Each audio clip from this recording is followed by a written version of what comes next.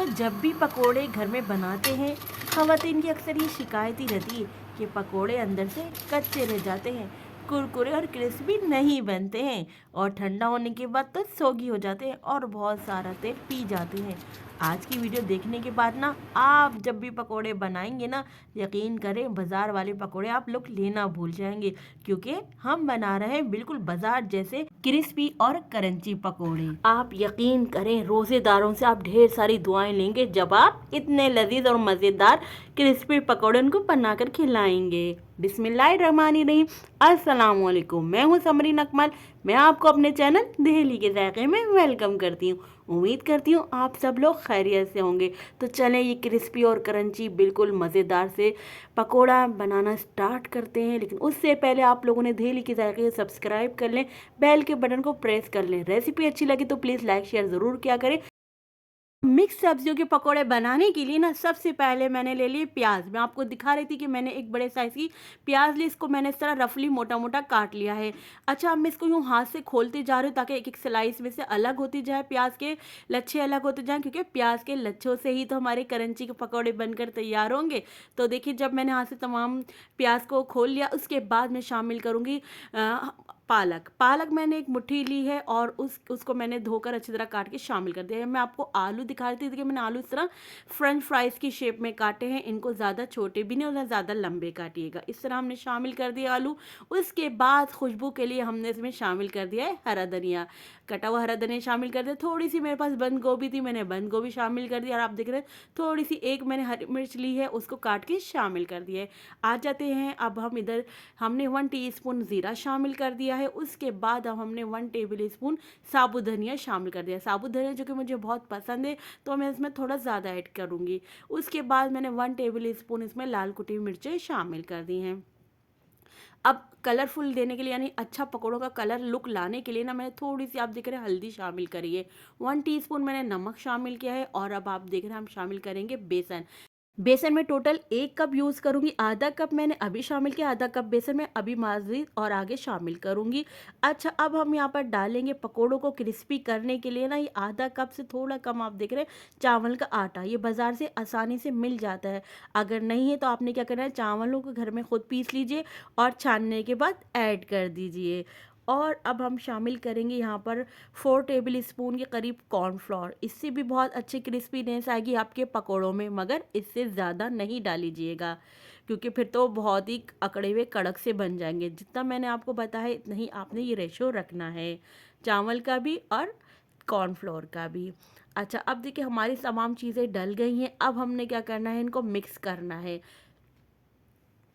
अब हमने पहले सब्जियों में ना बेसन को अच्छी तरह से मिक्स करेंगे, क्योंकि सब्जियां अपना पानी रिलीज़ करेंगी, तो इससे क्या होगा, हमें पानी कम डालना होगा।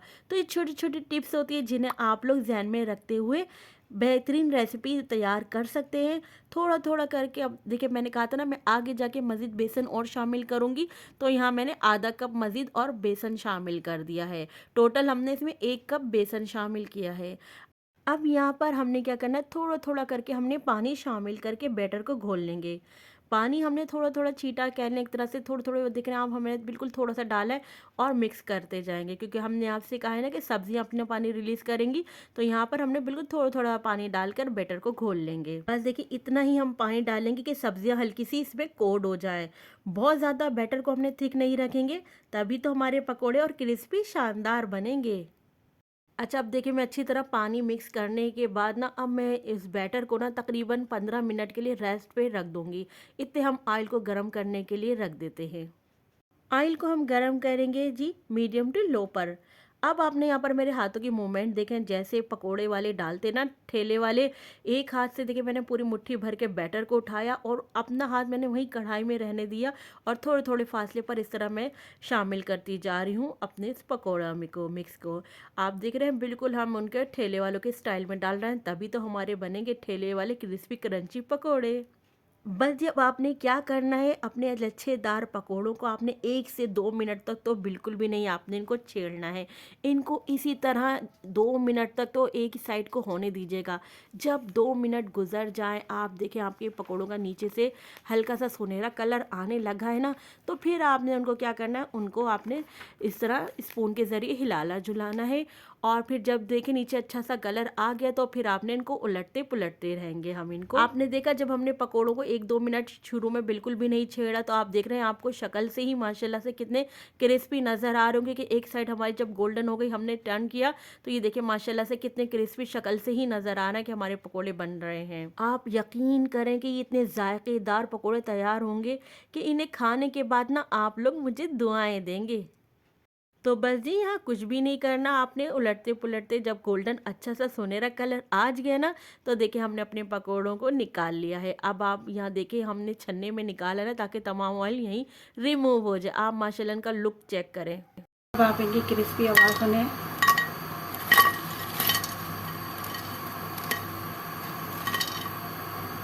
माशाल्लाह से आप देख रहे हैं क्या पकौड़ों का कलर आया है। अब हम यहाँ पर दूसरा बैच फ्राई कर रहे हैं और इसी तरह हम उसी तरह करेंगे जैसे मैंने अपने आप कहा था ना, मेरे हाथों की मूवमेंट आप चेक करें। और फिर वही सारी बात, क्रिस्पीनेस के लिए आपने बिल्कुल पकौड़ों को 1-2 मिनट तक टच नहीं करना है, तभी आपके क्रिस्पी पकौड़े बनेंगे। ये देखें जैसे ही हमें नज़र आया कि हमारा नीचे से होना शुरू हो गया, कलर आना है, हमने टर्न कर दिया है। तो चलें दूसरा बैच भी हमारा फ्राई हो गया है, रेडी हो गया। हम इनको भी निकाल लेंगे अपनी उसी छन्ने में निकालेंगे, ताकि तमाम ऑयल यहाँ रिमूव हो जाए। दिख रहा है माशाल्लाह दूसरा बैच भी हमारा कितना ज़बरदस्त फ्राई हुआ है। अब इनकी भी आप आवाज़ सुने, करंची करंची की।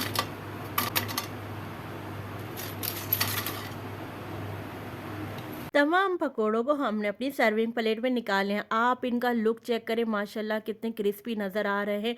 और कलर तो आप देखें माशाल्लाह कितना ज़बरदस्त कलर आया है, बिल्कुल लग रहा है ना बाज़ार जैसे पकोड़े। तो ये खाने में भी इतने क्रिस्पी और क्रंची, और आप देख रहे हैं बिल्कुल भी ऑयल नहीं छोड़ा इन पकोड़ों ने। आपको मैं अंदर से चेक भी कराऊंगी, ना अंदर से ऑयली हैं और ना बाहर से ऑयली हैं। आप देख रहे हैं। अब मैं आपको देखिए बताती हूँ कि कितने क्रिस्पी हैं।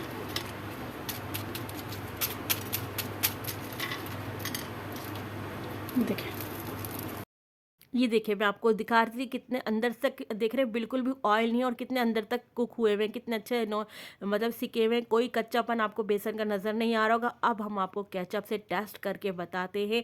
आप इसको चाहे तो ग्रीन चटनी, जो हरा धनिया और पुदीने की खट्टी चटनी बनती है, आप उसके साथ भी सर्व कर सकते हैं अपने गर्मा गर्म पकौड़ों को, और चाहे तो मैं इतना केचप से भी इंजॉय कर सकते हैं। तो चलें बिस्मिल्लाहिर्रहमानिर्रहीम। So yummy, so beautiful. यकीन करें ये इतनी क्रिस्पी, इतनी क्रंची बने, इनकी आवाज़ सुने आप। ठंडे होने के बाद ये बिल्कुल इसी तरह क्रिस्पी और क्रंची रहेंगे, इस बात की तो मैं आपको गारंटी देती हूँ। आप ये रेसिपी बनाएं और अपना फीडबैक लाजमी दिया करें, मुझे आपके प्यारे से कमेंट का इंतज़ार रहेगा। चलती हूँ, क्योंकि मैं आप लोगों के लिए सहर अफ्तार की इसी तरह मज़े मज़े की यमी यमी रेसिपी लेकर आती हूँ। जब तक के लिए मुझे समरीन अकमल को दिल्ली के जायके से इजाज़त दीजिए। अल्लाह हाफिज़।